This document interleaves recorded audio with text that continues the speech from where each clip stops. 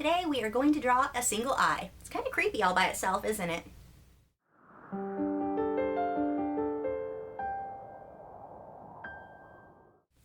Hi, I'm Lisa, the artist behind Lachri Fine Art. I've done this using graphite on Strathmore vellum paper. Now if you're thinking, I don't work in graphite, this doesn't apply to me. The construction of the eye really does. Knowing how to shade in your values and where things go, this is important for everybody, no matter which medium you work in. Now let's get on to the tutorial. Okay, getting started, I've already drawn this out beforehand with a 6H leaded pencil so that it's really, really light. Now I'm going through and darkening everything up with my mechanical pencil that is filled with AN4B lead. This is a really soft lead, so it'll get everything really, really dark. Plus it makes it easy to get a lot of fine detail and I'm not having to continuously resharpen the pencil, so I love using this one. Notice on the eyebrows, I'm just blocking them in. I don't want a solid mass there. I'm just getting a general shape of where everything's going to go. I darken my pupil first because I know that's going to be the darkest area of the entire piece, so that makes it easier to judge the values on the rest of the piece as I work. For the iris, I've got a darker rim all the way around the edge, and then I'm smudging the inside with my shading tool. This shading tool I use a lot, and so it's got a lot of graphite already on it. I don't need to use the graphite on the paper to smudge. It's just what's already on that shading tool that's coming off there. Notice that I've left the paper completely white where the main highlight is going to go. If I get that too dark, I'm never going to get it light enough. Now you see I'm shading right under the upper eyelid. This is really important in making your eyes look realistic. You want to get that shadow that is cast by the upper eyelid on the iris. If you miss that and you've got your eye, the iris is shaded evenly all the way around, it's not going to look realistic. It will look like the eye's kind of bugging out of the head. So it's really important that you get that shadow under the upper eyelid, and then the bottom section of the iris is almost always going to be lighter than the upper section, and this will give you a lot more depth and it'll make the eye look a lot more realistic. Now, it depends. Sometimes you'll have really unusual lighting and so this rule won't apply, but in most cases this is how eyes are going to be put together, with that dark shadow right under the upper lid and then highlights and lighter areas on the bottom portion of the iris. I'm starting to shade in the upper eyelid. I won't finish this off. I like to work and jump around quite a bit, just starting to slowly build up my values. I will always go lighter than I need to go so that I can darken as I need to. If I go too dark too early on, it makes it really difficult to lighten things back up. I'm using my shading tool to start building up some of the shadows around the eye. I use the shading tool a lot. I really like how soft you can get a lot of the blending with this. You can also use Q-tips or cotton balls or anything like that to do some of the shading like this. I'm also using a blending cloth at this point. This will give you an even softer result than the shading tool.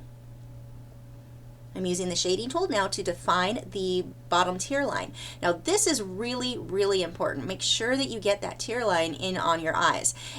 Now I will be coming back later and better defining that tear line later on.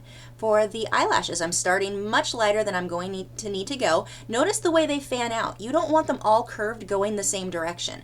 Unless a woman has used a curling wand for her eyelashes and then she's wearing a lot of mascara, these are not all going to go the same direction. Now this is on a man who's not wearing makeup, so you can see some of the eyelashes are actually angled downwards, and that's really important in getting a realistic look. For the bottom lashes, these are almost always going to be quite a bit lighter than the upper lashes. Now I've switched to I think this is my General's Layout Extra Black pencil.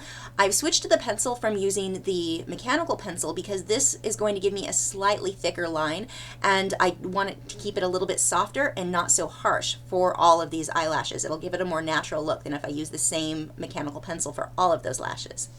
Getting variation in there is really important. I'm now darkening up some of the lower lashes. Notice how they clump together where they almost form a triangle. You don't want all of the lashes completely separated. Some will clump.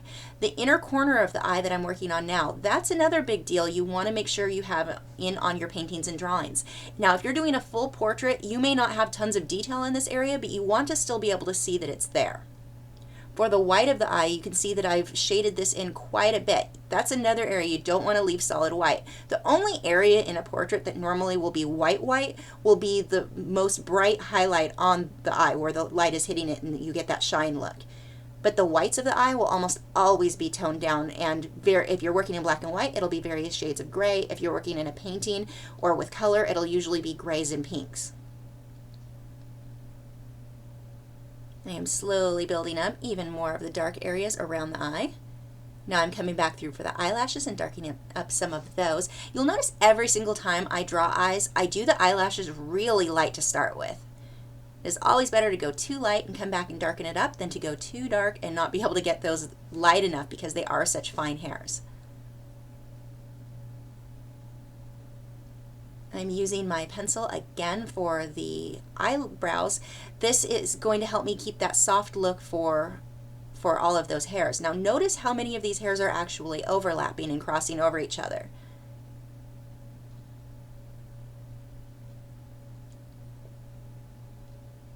I'm using my Tombow eraser to get some more of the lighter colored hairs for the eyelashes. They're not all the same value. Some are lighter, and so it's easier to come back through with the eraser to get the lighter ones than to have left those areas light in the first place.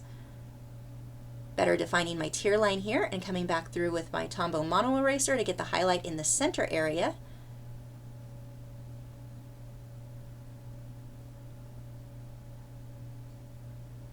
You want to pay close attention to your reference photo, especially if you're new to drawing portraits, to get an idea of how the hair and the eyebrows and in the eyelashes, how all of this falls together. So watch your reference photos really closely. And it's going to vary from person to person. Women especially who wear a lot of makeup, there's going to be a big difference there because we tend to make our eyebrows a lot more sculpted, so you won't see as many of the individual hairs there as you would on a man. I'm now just going through and adding a whole bunch of final little details and adjustments. These final touches do make a big difference in the finished piece, so while yeah, I could call it finished earlier on, I like to put a little bit more work into it just to refine all of those details. And that is it for this tutorial. I hope this helped you guys in better understanding the construction of an eye. Thanks for watching, guys. If you are supporters over on Patreon, I did something a little bit different this time. I'm doing an actual tutorial for you guys as well, but it's the real-time version of this. Audio and everything. Don't get too excited. I'm not going to do that regularly. But you can head over to Patreon now because that one is available for you guys now. If you're new to my channel, I have new video critiques every Tuesday where I'm critiquing your original paintings or drawings, my own speed paintings, drawings, and tutorials every Wednesday, social media tips for artists each Thursday, and artist blogs every weekend. So if you haven't already, I would love for you to subscribe. You can follow me on Facebook, Twitter, Instagram, Tumblr, or Google+, all those social media sites. The links are below in the video description where you can keep up with news, my newest work, and see real-time clips of whatever it is I'm currently working on. I'll see you guys tomorrow for the social media vlog. I see you. That was cheesy even for me.